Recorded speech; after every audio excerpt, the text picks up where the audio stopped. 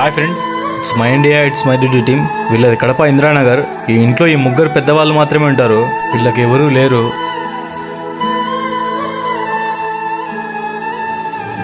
ఈ పెద్ద ఆయనకు ఒక కాలు లేదు, అలాగే ఒక చెయ్యి కూడా పనిచేయడం లేదు. వీళ్ళ ఇల్లు గడవడం కోసం ఇలా ఒక చిన్న హోటల్ పెట్టుకున్నారు ఫ్రెండ్స్. అయితే ఆ హోటల్ వల్ల కూడా వీళ్ళకు ఏమీ ఇన్కమ్ రావడం లేదు ఫ్రెండ్స్.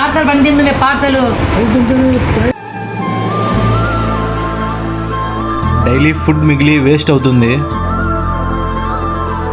ఫుడ్ వేస్ట్ చేయకూడదని మేమే తీసేసుకున్నాము.